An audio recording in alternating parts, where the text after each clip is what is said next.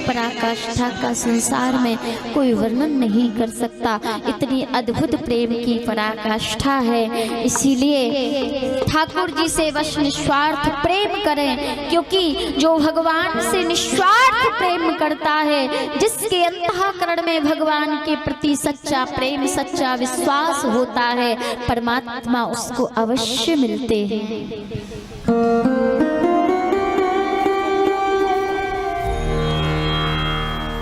एक बार एक राजा ने अपनी प्रजा से पूछा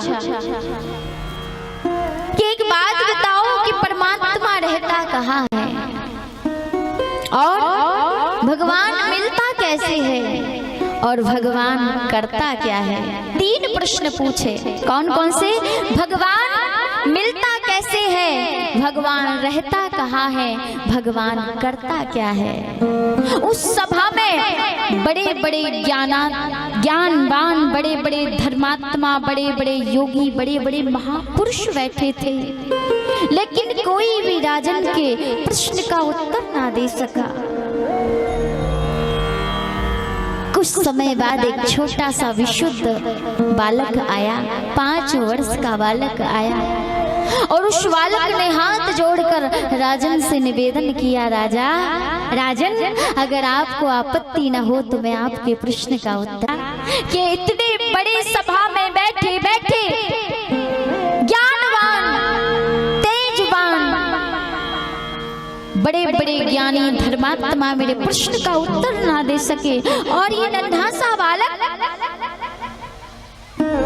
जो भगवान कोई नहीं जानता मेरे प्रश्न का उत्तर देगा। राजा जोर जोर से हंसने लगा। बालक ने कहा, राजन अगर आपको कोई आपत्ति ना हो तो मैं आपके प्रश्न का उत्तर देना चाहता हूँ। राजा ने कहा, अच्छा ठीक है, बताओ कि भगवान रहता कहाँ है, भगवान रहता कहाँ है।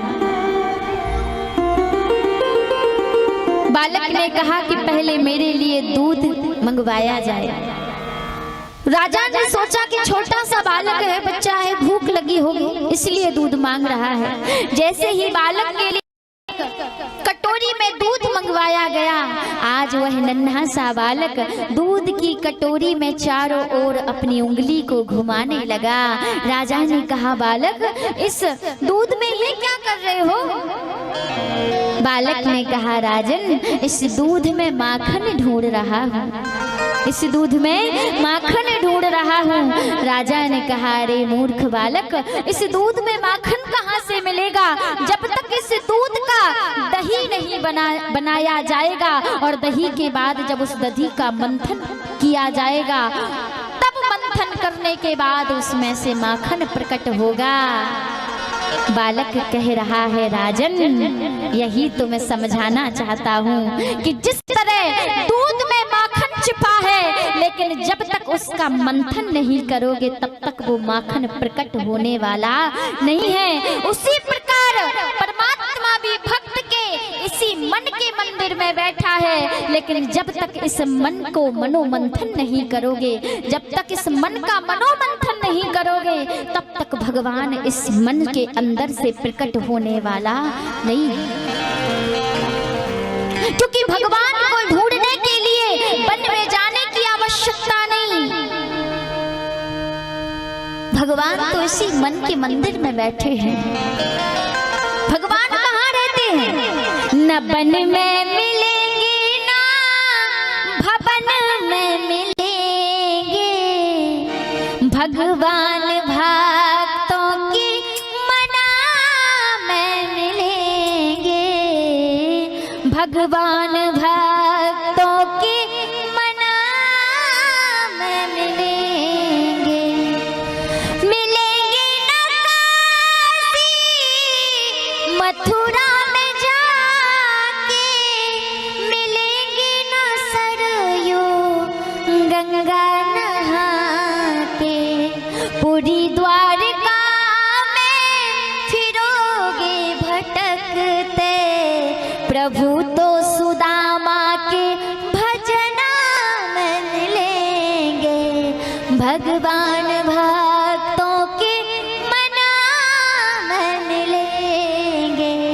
गोस्वामी जी क्या कहते हैं कि निर्मल मना जन सो मोहि पावा, निर्मल मना जन सो मोहि पावा, निर्मल मना जन सो मोहि पावा, निर्मल मना जन सो मोहि पावा, निर्मल मना जन सो मोहि पावा, निर्मल मना जन सो मोहि पावा,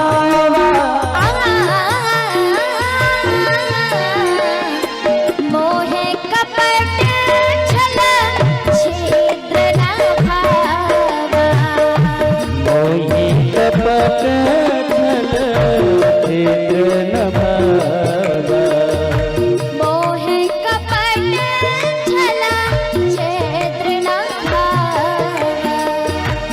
मोहि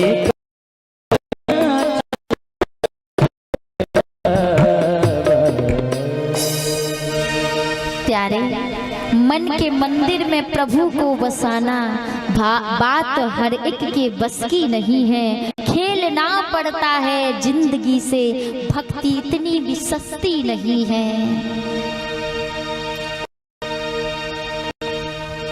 न मन में मिलेंगे ना भवन में मिलेंगे, भगवान भक्तों के मन में मिलेंगे। भगवान कहते हैं कि निर्मल मन जन सो मोहि पावा, अपने अंतःकरण को पवित्र कर लो, क्योंकि मन मंदिर भगवान का है, यहाँ मैल ना आने देना, यह तन है अनमोल रतन, इसे व्यर्थ गवा ना देना।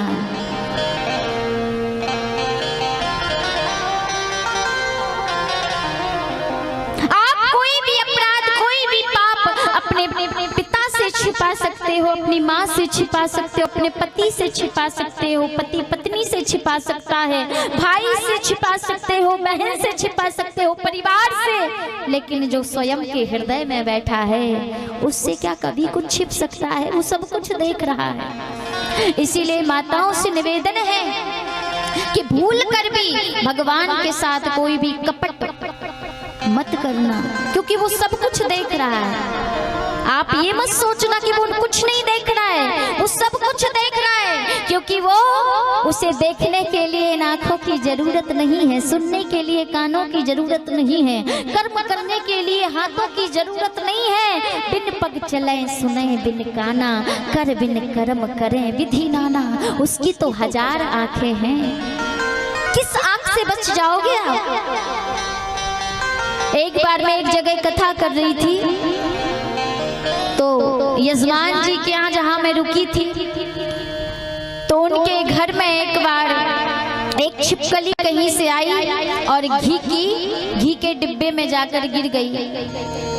जैसे ही बहू ने उस घी के डिब्बे को खोल कर देखा, तो बहू ने अपनी सास से कहा, मैया इस घी के डिब्बे में छिपकली गिर गई, अब ये घी खाने लायक नहीं बचा, अब इसको फेंक दें। तो सास चिल्लाकर बोली, मूर्ख पगली, घी को फेंकेगी? बहू ने कहा, इस घी का कोई काम नहीं, किसी लायक नहीं। सास ने कहा, रख दे, एक काम आएगा। किस काम? बोले, जो जिस घी को कोई नहीं खाएगा वो घी ठाकुर जी की ज्योति जलाने के काम में जरूर आएगा। बताइए, जिस घी को इंसान न खाए उस घी को आरती में झोंको, भगवान पागल है? वो सब कुछ देख रहा है, इसीलिए भूल कर भी उसके साथ कभी कपट मत करना, वो सब कुछ देख रहा है। बालक ने कहा कि भगवान, जिस तरह दूध में माखन छिपा है, लेकिन जब तक उसका मंथन नहीं करोगे तब तक वो प्रकट नहीं होगा, उसी प्रकार परमात्मा इसी मन के मंदिर में छुपा है। जब तक इस मन का मंथन नहीं करोगे तब तक परमात्मा साक्षात रूप में प्रकट नहीं होगा। तीसरा प्रश्न था कि भगवान करता क्या है? बालक ने कहा कि राजन सिंहासन से उतर कर नीचे आ जाओ, मैं आपके तीसरे प्रश्न का उत्तर देता हूँ। आज राजा सिंहासन से उतरकर जमीन पर खड़ा हो गया और राजा ने मुस्कुराकर कहा, बालक सिंहासन पर जाकर बैठ गया। राजा ने पूछा, बालक बताओ भगवान क्या करता है? बालक ने कहा, राजन आप भी नहीं समझ पाए कि मेरा गोविंद क्या करता है।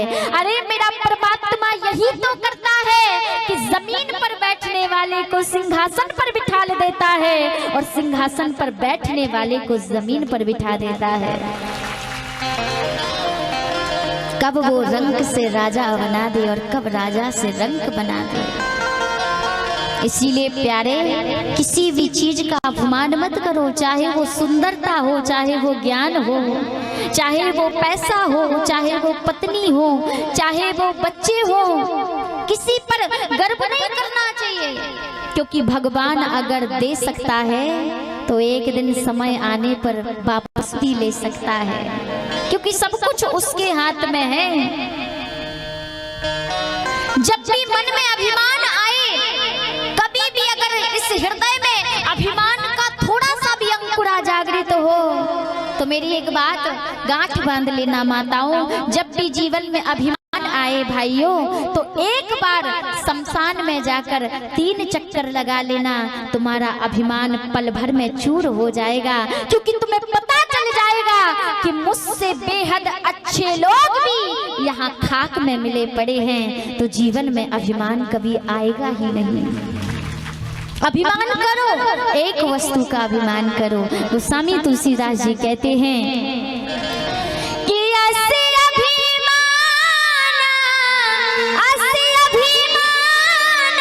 जाए नहीं भोरे,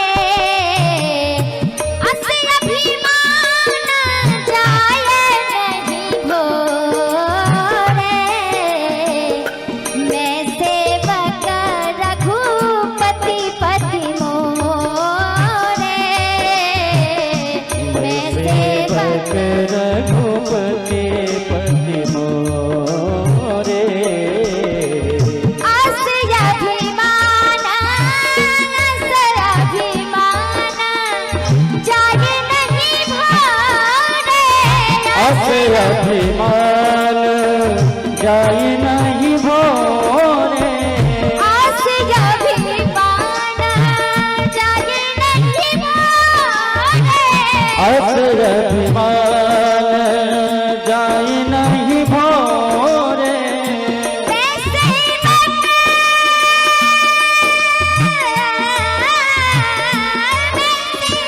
मैं सेवक रघुपति पति मोरे,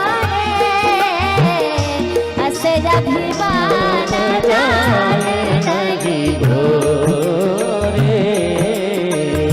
आसे अभिमान जाए नहीं भोरे।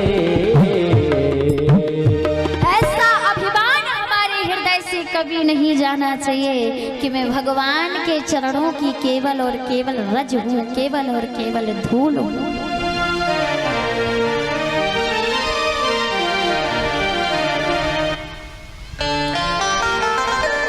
कल की कथा में आपने बड़ी ही सुंदर भक्ति महारानी के चरित्र का श्रवण किया। हरिद्वार की पावन धरा में भक्ति सतहु तौ तरुणु गृहीत्वा प्रमेय कृपा सहसा विराशित, श्री कृष्ण गोविंद हरे मुरारिनाथेति नामानि मुहुर्वन्ति।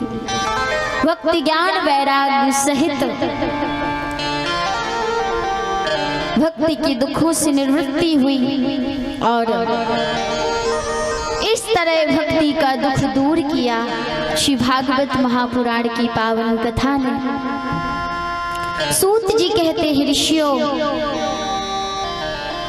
सौनकादिक 88,000 ऋषियों ने जब भक्ति ज्ञान वैराग्य की पावन कथा का श्रवण किया तो हाथ जोड़कर उनके मन में एक संदेह था। हाथ जोड़कर अपने मन के संदेह को दूर करने के लिए